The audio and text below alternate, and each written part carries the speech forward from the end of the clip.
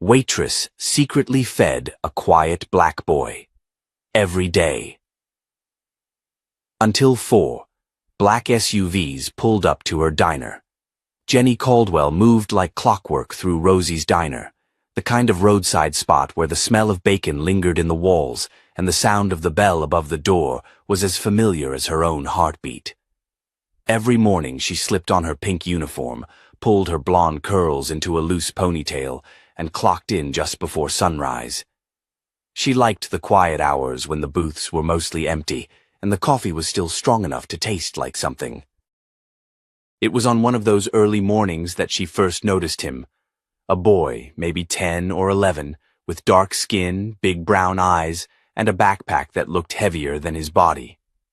He slipped in through the door just after 7 a.m., shoulders hunched like he was trying to disappear. He didn't say a word. He just slid into the corner booth by the window, the one that always had a stubborn scratch on the table like a crooked scar.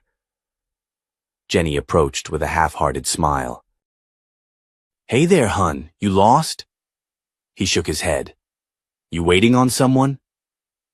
He looked down, fingers fidgeting with the frayed zipper on his jacket. Jenny didn't push. Instead, she poured a glass of water, set it in front of him, and moved on to her next table. That first day, he sat there for an hour. No order, no movement, just quiet observation, as if memorizing the rhythm of the diner. Then he stood up and left without a word. The next morning, he was back. Same booth, same silence. By the third morning, Jenny brought him a small plate of pancakes, unasked. She placed it in front of him gently. "Eat," she said softly. "I won't tell." He blinked at her, then nodded once. His hands moved fast, fork trembling slightly. He didn't look up once while he ate. After that, it became routine. Each day, the boy came in around 7:10. Jenny would set out a plate, sometimes pancakes, sometimes eggs, depending on what she could sneak past the kitchen without getting side-eyed by Mark, the manager. Jenny didn't know why she did it. Maybe it was the way the boy never asked for anything. Maybe it was the hunger in his eyes that spoke louder than words. Or maybe it was because once, years ago, she had been a kid like him, quiet, invisible, and hoping someone would care enough to notice. "You got a soft spot for strays now?" Kathy, the senior waitress, scoffed one afternoon as she watched Jenny slide a plate across the counter. "He's just a kid," Jenny muttered. "Exactly. Probably up to no good." Jenny ignored her, but still, she couldn't shake the unease growing in her gut. She didn't even know his name. One rainy Wednesday, the boy came in soaking wet. His hoodie was dripping, his shoes squeaked on the tile floor. Jenny rushed to grab a towel from the back. "Here," she said, kneeling next to the booth. "You'll catch a cold like that." He stared at her for a second. Then, in the smallest voice she'd ever heard, he said, "Thank you." It was the first time he'd spoken. Jenny's chest tightened. She didn't press him for more. A few minutes later, Kathy wandered over, arms crossed. "What's he even doing here every day, huh? This isn't a shelter." Jenny stood. "He eats." "That's it. You're feeding him for free." "I'm feeding a hungry kid." Mark noticed too. That night he pulled Jenny aside. "You gotta stop this," he said flatly. "Health codes, liability, optics. You're putting the diner at risk." "Then take it out of my tips," she snapped. "I don't care." Mark stared at her like she'd grown 2 heads. "You're gonna lose your job over some nobody?" Jenny didn't answer. She just turned and kept walking. The next morning, the boy didn't come, nor the next day, or the day after that. Jenny waited, eyes flicking toward the door at 7:10, then again at 7:30, then again at 8. The booth stayed empty. By the 5th day, Kathy was already saying, "Told you." "Probably just scamming you." Jenny didn't argue, but something in her chest hurt in a way she didn't understand. It wasn't about guilt. It was absence. The kind that creeps up when you don't know someone's name, but their silence echoes louder than their presence ever did. She kept making the pancakes anyway. Kept leaving them at the booth, just in case. On the 10th day of his absence, a man in a suit came in during lunch and snapped a photo of the empty plate. Jenny caught him mid-click. "Can I help you?" He smirked. "Just capturing the new charity trend. Heard y'all are serving imaginary friends now." He left before she could respond. That night, the picture appeared on a local Facebook group with the caption, "Rosie's Diner now serving ghosts. Or is this a PR stunt?" The comments were worse. "Probably fake. No kid. Just looking for attention. Feeding strays only creates dependence. That waitress needs therapy." Jenny scrolled through them at 2 a.m., alone in her apartment, a half-finished glass of wine on the counter. Her thumb hovered over the screen, trembling. Her chest ached with something she couldn't name. She opened the old wooden box under her bed. Inside, a single photo of her father in his army medic uniform. Tucked beneath it, a journal. His handwriting filled the pages, some faded, some smudged. She flipped to a marked page and read aloud. "Shared a half ration with a local kid today. Johnson said I was stupid, that he might betray us. But the look in his eyes, same as mine when Ma saved me the last biscuit during the Dust Bowl. You don't grow poor by sharing. You grow poor by forgetting." Jenny closed the book slowly. She didn't know the boy's name, but she knew hunger. And hunger, she thought, didn't ask for ID. It asked for breakfast, and someone to notice. The 12th day came and went, and still no sign of the boy. Jenny had stopped setting out the pancakes, but she hadn't stopped looking at the door every time the bell rang. Each shift at Rosie's Diner felt heavier, like a thread had been pulled loose in the fabric of her routine. On the 13th day, she noticed something strange. A young woman, maybe mid-20s, dressed in a navy pantsuit with a clipboard tucked under her arm, came in and sat in the farthest booth, watching, not eating, not talking. Just observing. She left after an hour without saying a word. "Friend of yours?" Kathy asked that afternoon, raising an eyebrow. "Nope," Jenny replied, though unease crept up her spine. The next morning, the woman was back, this time with a different man, older, wearing an earpiece. Then again, the day after. Each time, they sat in silence, eyes scanning the diner with a focus that didn't match the coffee and eggs kind of place it was. Jenny tried to brush it off, but it lingered. That night, she stopped by the old elementary school near her apartment. She didn't know what she was looking for. Maybe a familiar backpack, maybe the boy's face in a crowd. But the school secretary politely told her they couldn't release student information to non-relatives. Jenny left feeling stupid for even trying. She passed a park on her walk home and paused at the sight of a child sitting alone on the swings. Her heart jumped, but as she approached, the boy looked up. Not him. Still, she sat on the nearest bench for a long while, watching the world go by in its quiet, careless rhythm. By day 15, the Facebook post had gone viral. Over 1,000 comments now, some mocking, some defensive. Jenny's name wasn't mentioned, but a few locals had made the connection. She walked into her shift that morning to find Mark waiting by the counter, arms folded, jaw tight. "You see this?" he asked, holding his phone out to her. She nodded. "I saw. I've had reporters call. Customers asking if we're doing stunts." "You brought this mess here." "I didn't post anything." "No, but you gave them the show." Jenny stayed quiet. "You're a waitress, Jenny, not a damn saint." That stung more than she thought it would. She swallowed hard and nodded. Understood. She worked her shift like nothing had changed, though everything had. The whispers were louder now. Some customers watched her the way people watch stray dogs, curious, a little wary. That night, after closing, she stayed late, scrubbed tables that didn't need scrubbing. Took down salt shakers just to clean the lids. She just didn't want to go home. Not yet. As she was locking up, a hand tapped her shoulder. She jumped and spun around. It was the boy. He was standing near the edge of the lot, hoodie pulled up, hands deep in his pockets. He looked thinner, older somehow in just 2 weeks.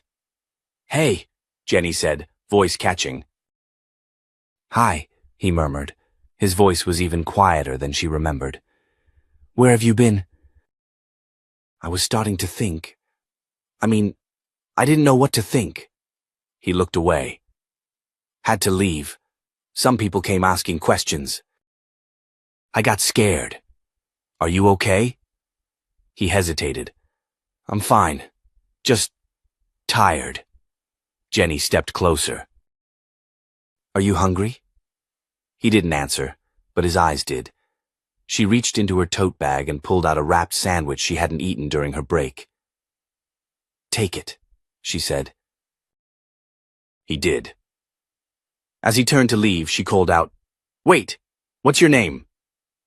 He looked back over his shoulder. "Don't matter. It does to me."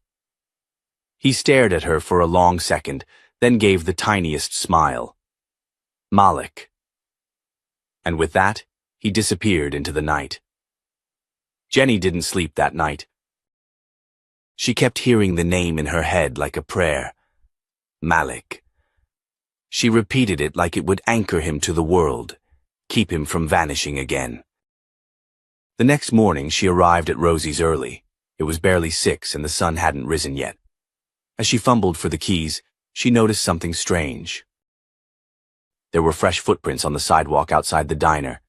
Just one set, small, leading up to the door, and a paper bag leaning against the glass.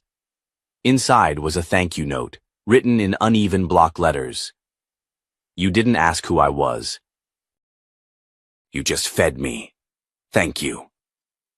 Jenny pressed the note to her chest. For a brief moment, everything in the world felt still. Then, as she looked up, something caught her eye. Across the street, parked by the curb, was a black SUV. Tinted windows. "Engine off. Watching." Jenny's hand went cold on the door handle. Whatever story Malik was part of, it was far from over. Jenny couldn't shake the feeling that something was off. The black SUV hadn't moved all morning. She watched from the counter as it remained parked across the street, windows dark, engine quiet, no sign of life inside. Kathy joked it was probably a government van tapping phone lines, but Jenny didn't laugh. It didn't feel like a joke. That afternoon, a man came in, tall, mid-40s, with the kind of crisp button-down shirt and polished shoes that didn't belong in a small-town diner. He ordered black coffee, sat in the same booth Malik used to sit in, and barely touched his drink. Every few minutes he looked toward Jenny, not flirtatiously, not curiously, just watching. She approached the booth cautiously. "Everything all right, sir?" He looked up at her with eyes that had seen more than most. "You're Jenny, right?" Her spine stiffened. "Yeah. Do I know you?" "No. But someone important does." He reached into his inner jacket pocket and slid a business card across the table. No name. Just an emblem. Department of Defense. Jenny didn't touch it. "What's this about?" The man's voice remained calm. "It's not a warning. It's a thank you." She stared at him. For what? For not asking questions. For giving a kid something no agency, no program, no mission could ever offer. Consistency. "You fed Malik without asking why he came alone every morning. That mattered more than you know." Her breath caught. "Who are you?" I'm not at liberty to say much. But I was close to his father. We've been trying to track Malik for a while. He went off-grid after some things fell apart back home. We didn't know he was still in this state until your diner showed up in a Facebook post. Jenny's stomach twisted. So you saw the comments, the photos? He nodded. It wasn't supposed to happen that way, but it gave us our first lead in months. She folded her arms. He's just a kid. Exactly why we need to find him before someone else does. That sentence hung heavy in the air. She felt a chill run down her spine. Someone else? There are people who'd exploit a boy like Malik. His father had enemies. And they know Malik exists.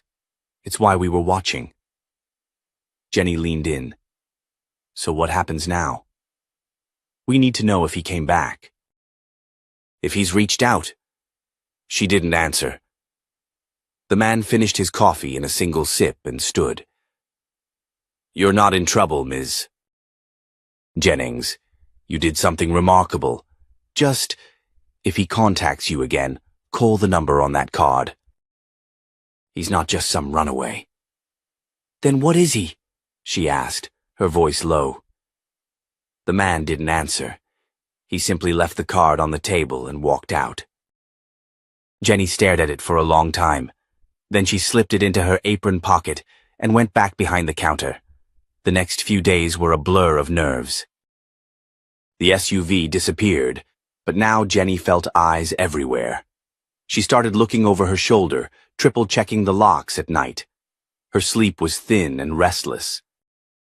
Then, on the fourth day, she found a note slipped under the back door. Same handwriting. Block letters. Just 3 words, don't trust them. She froze. That night, she sat alone in her tiny kitchen, the note spread on the table in front of her, the business card beside it. She didn't know who they were or who to believe. The man in the diner had been calm, respectful, but he'd said things that didn't add up. What kind of enemies? What kind of father leaves his kid to fend for himself without a word? The next morning, as Jenny unlocked the diner, something caught her eye. A folded piece of fabric left on the table inside Malik's booth. She opened the door and cautiously approached. It was a small navy hoodie. Tucked into the front pocket was another note. Thank you for not giving me away. I'll be okay. Don't look for me. She sat down hard on the edge of the booth, the hoodie still warm, like it had just been left there. Behind the counter, Kathy was watching. Was that him again? She asked, softer than usual. Jenny didn't reply. Kathy came over, sat across from her. I still think you're crazy, but maybe you're also right. Jenny managed a sad smile. I'm not sure what I am anymore.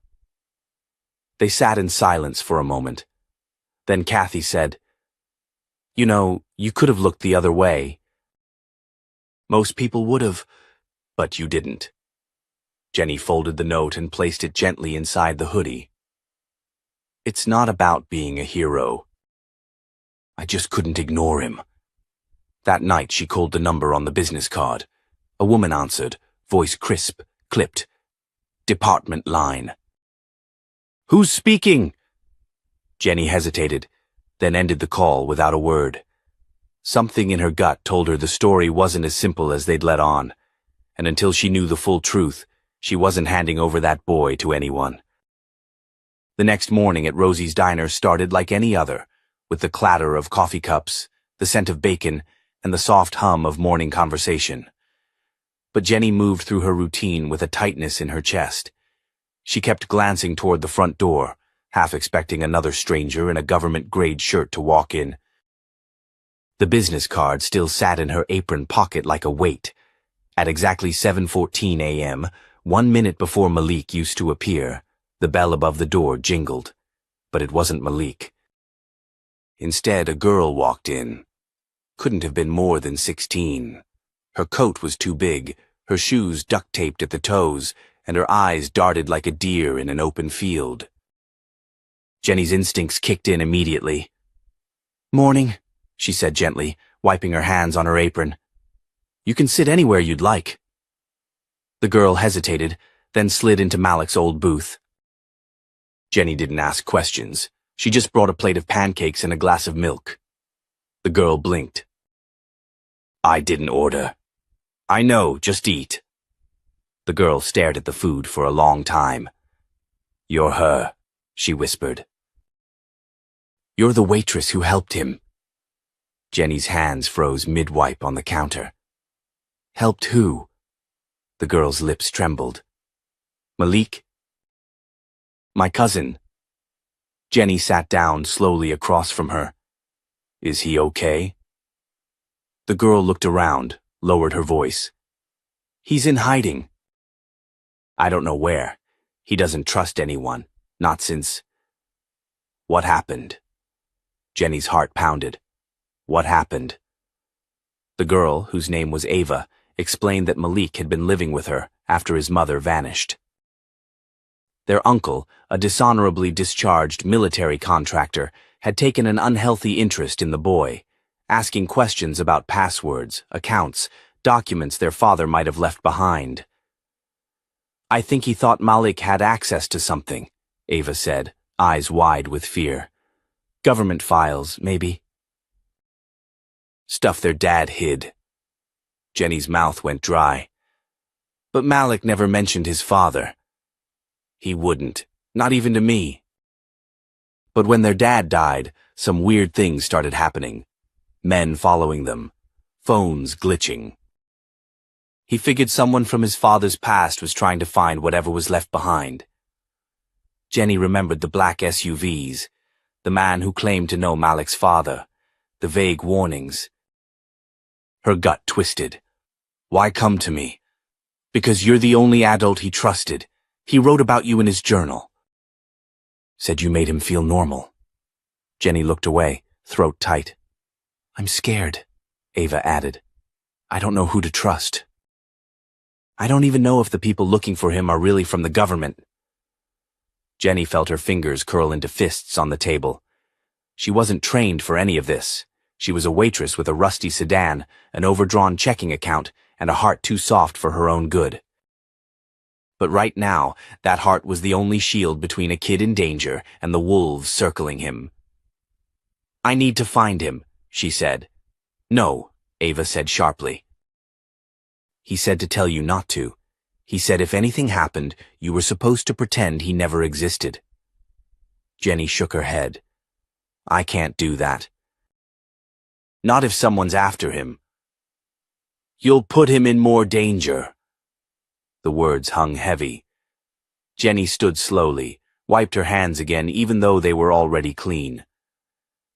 "If he comes back, tell him I'm still here. And that sometimes, not asking questions doesn't mean not caring. It means giving someone the time to be ready." Ava nodded. Then she stood, took one last look around the diner, and walked out. Later that night, Jenny sat alone in her apartment, Malik's last note in one hand, the Department of Defense card in the other. Her phone was on the table, unused. She didn't dial. Instead, she opened her laptop and searched for the name she hadn't dared look up until now. Staff Sergeant Eli Thomas.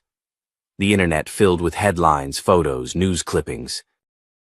Eli Thomas, a decorated Special Forces operative, presumed dead during a covert operation overseas, survived by one son, Malik Thomas. Jenny sat back in her chair, shaken. This wasn't just about pancakes or charity. Malik was at the center of something bigger, something dark, dangerous, and unfinished. She had two options now. Call the number, hand everything over. Or trust her gut, the same one that told her to serve a quiet, hungry boy every morning without ever prying. She turned off the laptop, tucked the business card into a drawer, and whispered to the empty room, "We're not done yet, kid." Then she locked her door, pulled the curtains tight, and waited. For a knock, a message, a sign.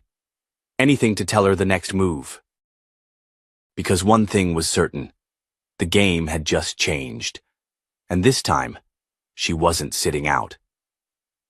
The rain was soft that morning, just enough to blur the neon signs outside Rosie's diner and smudge the chalk menu board Jenny had carefully updated the night before.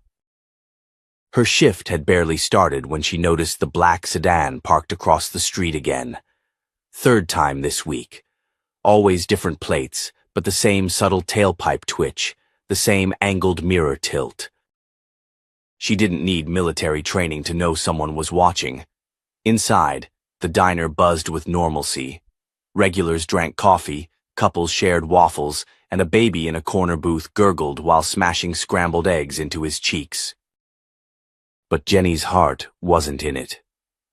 She felt hunted, and not just for information. Whatever Malik had been tangled up in, it was reaching further than she expected.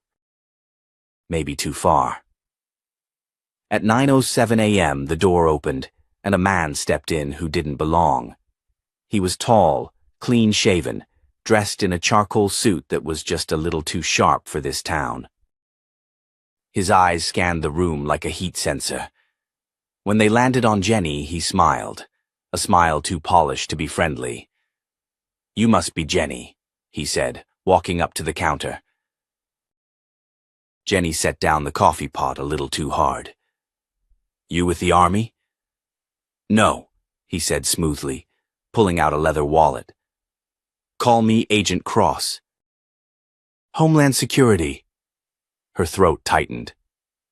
"What do you want?" "We have reason to believe you've had contact with someone connected to a classified investigation." Jenny gave him nothing. Cross leaned in just enough to be unnerving. A boy, black, around 13. "Comes in here regularly, name unknown, quiet type." She didn't flinch. "I serve a lot of quiet kids," he smirked. "We've got surveillance footage, Jenny. We know you fed him." "Protected him. Don't make this harder than it has to be." She folded her arms. "What's he done?" Cross's eyes flickered. "It's what he might be carrying. Not information. Leverage. Something left behind by his father. You think you're helping some stray kid, but you could be obstructing a national security matter." Jenny felt a cold rage crawl up her spine.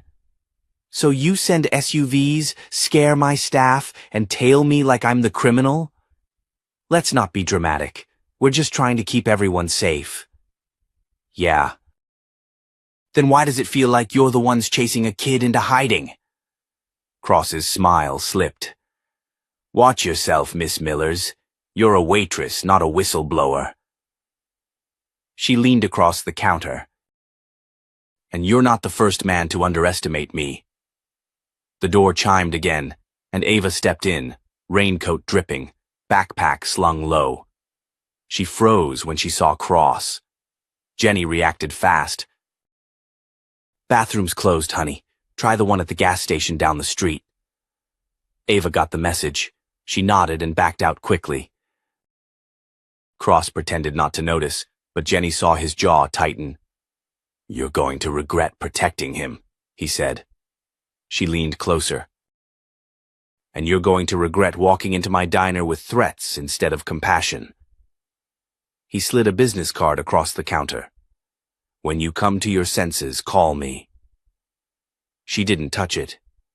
When Cross left, the room seemed to exhale. A few customers who'd heard the conversation tried not to look. One older man gave Jenny a respectful nod. She walked into the back room and locked the door behind her. Her hands trembled as she dialed. When Ava answered, Jenny whispered, "He was here. I saw him. Did he follow you?" "I don't think so." "Then listen. Tell Malik to stay hidden. But tell him I need to see what his father left. Not to keep it. Just to understand why they're so desperate to get it." There was silence. Then Ava replied, "He already wanted you to see it. He just wasn't sure if he could trust anyone yet." Jenny exhaled slowly. He can trust me. That night, a flash drive arrived at her doorstep inside a sealed envelope. No return address, just her name in block letters. She hesitated before plugging it into her old laptop. The files inside weren't labeled, just a series of folders with strange acronyms and video files, some dated as recently as a few weeks ago. Jenny clicked on one. A grainy video played. A military base. A man, Malik's father, speaking in low tones to someone off camera. Words like unauthorized detainment, black site, civilian oversight breach. Jenny covered her mouth. Whatever Eli Thomas had uncovered, it was big enough to get someone killed, and now it was in her hands. Suddenly, this wasn't just about pancakes or kindness. It was about justice, and what came next would define everything. The following morning, Jenny woke with a pit in her stomach, and the flash drive still clutched in her hand. She hadn't slept.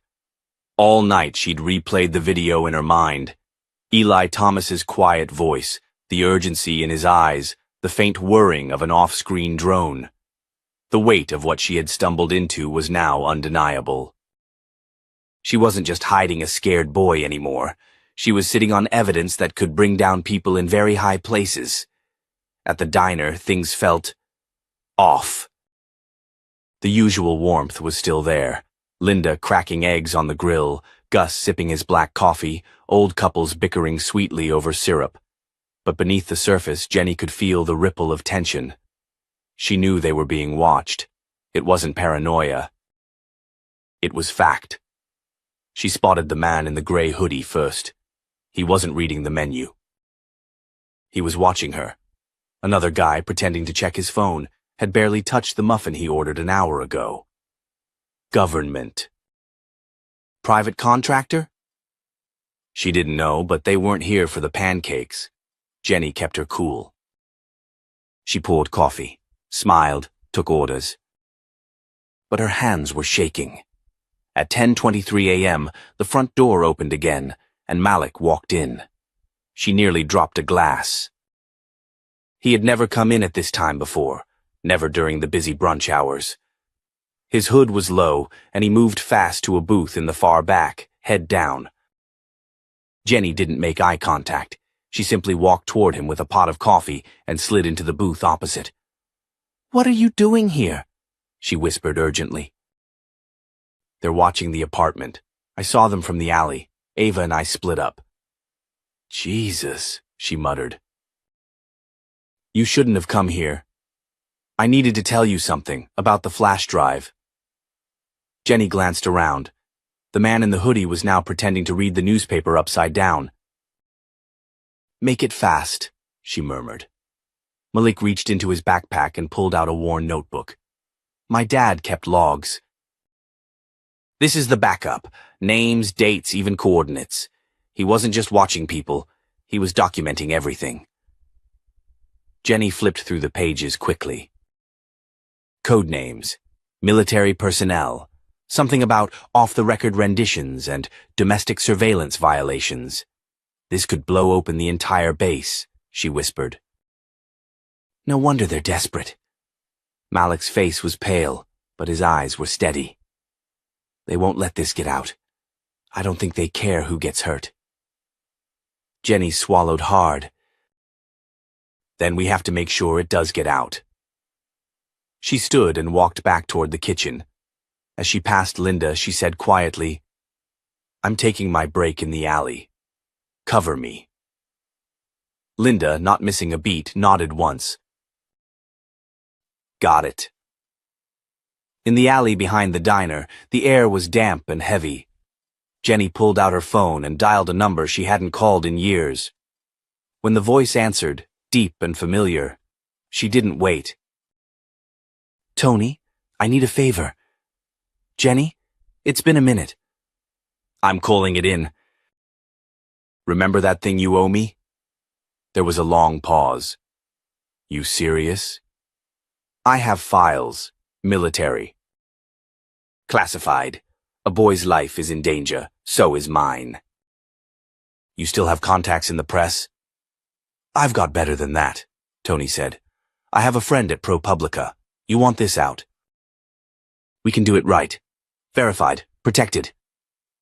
Jenny's shoulders sagged. Send me an encrypted drop link. I'll get everything to you tonight. After hanging up, she returned inside, her face calm but her heart racing. The man in the hoodie was gone. But the tension hadn't lifted. That night, back in her apartment, Jenny uploaded every file. The drive, the notebook scans, the video, and then she wrote a letter. Not to the press, to Malik. She slid it into his backpack when he visited after hours, left a plate of hot food on the table, and simply hugged him tighter than she ever had before. We're doing the right thing, she whispered. It's going to be okay. He looked up at her. Even if they come for us? Especially then.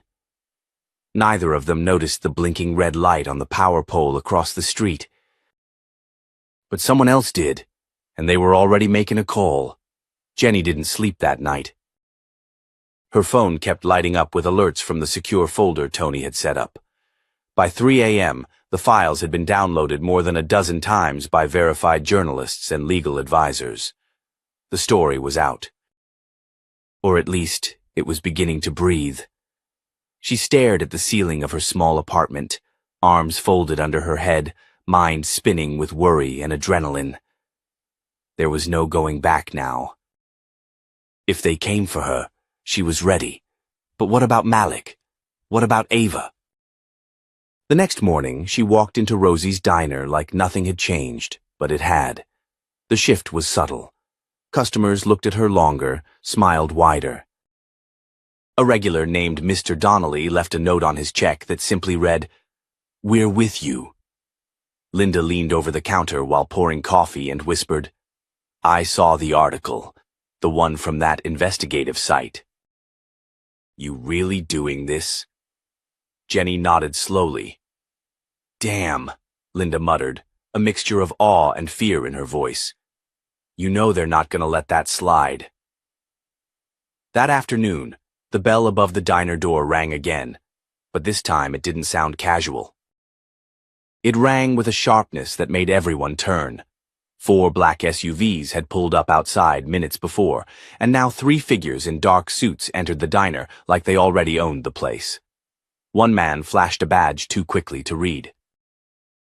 We're looking for Jenny Carter. She stepped forward calmly. That's me.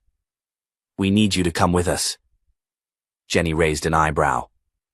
On what grounds? The man hesitated. We're conducting an investigation regarding a matter of national security. It's best you cooperate.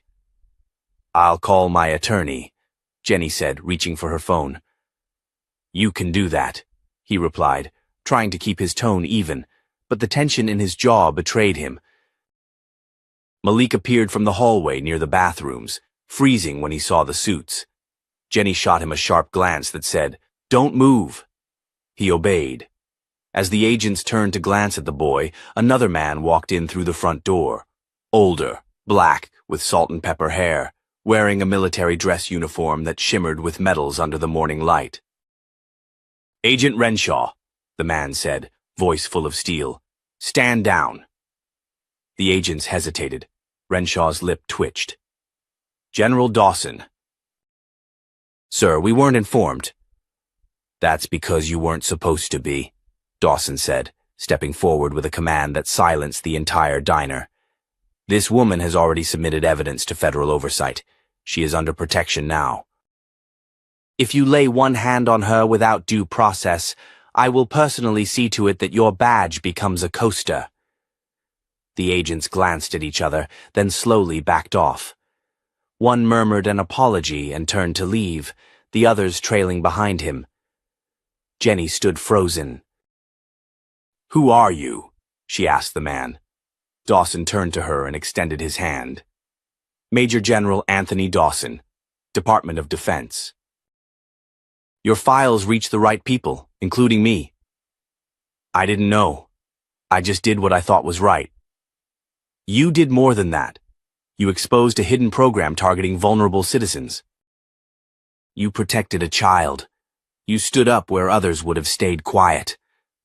Jenny nodded slowly. What happens now? Now, he said, we take it from here. But you may want to keep your doors locked for a while. The people you exposed have deep roots. It'll take time to cut through them. As Dawson turned to leave, he stopped near Malik and gently placed a hand on the boy's shoulder. You've got people now, son. You're not alone anymore. Malik's lips parted slightly, like he wanted to say something, but all that came out was a whisper. Thank you. The general nodded and exited with precision. Later that night, Jenny sat at the counter, the diner empty, the lights dimmed low. Malik helped her clean the tables. Neither spoke for a while. Do you think it's really over? Malik finally asked. Jenny looked at him, eyes tired but clear. No, but it's beginning. He nodded. I didn't think anyone would care this much. They do, she said. They just needed someone to remind them how. He smiled. I think my dad would have liked you. Jenny paused. I would have liked him too. Outside, the last SUV pulled away into the darkness. Inside, hope settled into the booths where fear used to sit. It had been 6 weeks since the day 4 black SUVs lined the front of Rosie's diner like a scene out of a movie. The whispers hadn't stopped, but something else had grown louder. Respect. The booth by the window where Malik used to sit was no longer empty. Some days it was occupied by local veterans. Other times, a single mom with 2 kids found a quiet moment there. No one asked questions. Meals were served without charge, and the staff had a silent understanding. Kindness didn't need explanation. Jenny still worked the morning shift, though everything about her life had changed. She had testified behind closed doors, helped bring attention to a program that had quietly failed thousands of children of deployed soldiers. The exposure led to a full-scale investigation by the Inspector General, and though the system didn't collapse overnight, cracks began to show. 2 high-ranking officials were suspended pending further review. The local family services office replaced its entire upper management. And most importantly, a new federal initiative, Project Valor, was launched, aimed at identifying and supporting children of active-duty military facing abandonment or neglect. But Jenny didn't care about the press conferences or the polished speeches. She cared about Malik, who now lived with his aunt in Atlanta, thriving in a school that celebrated him rather than treating him like a problem.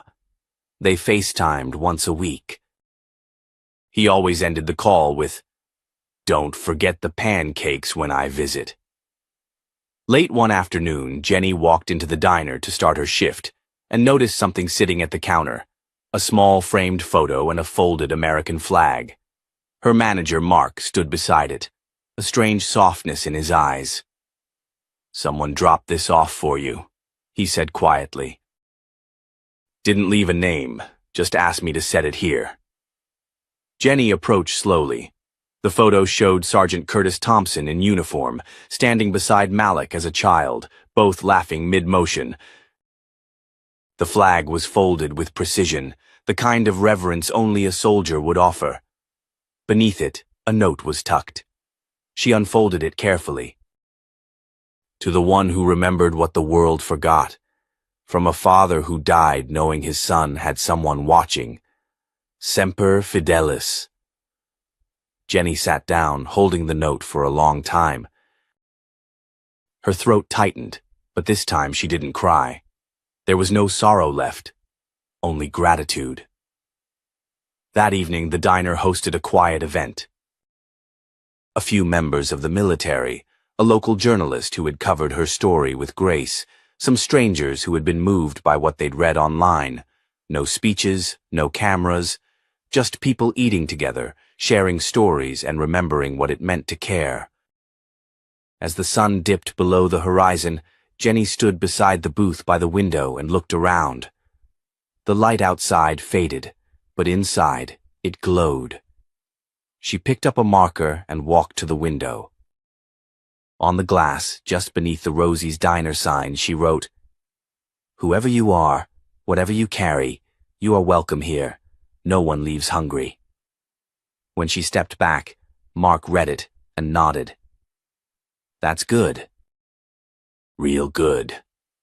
Later that night, Jenny locked up. The bell above the door jingled softly one last time. She turned to look at the empty diner, her place of quiet rebellion, her sanctuary, and now a symbol of something much larger. Before leaving, she whispered to the room, "You did good, kid," then turned off the lights. Because sometimes changing the world doesn't start with power or money or a platform. Sometimes it starts with a plate of pancakes and a heart that refuses to stop caring. If you believe one small act of kindness can change a life, maybe even a system, then don't just scroll by. Share this story. Subscribe to the channel.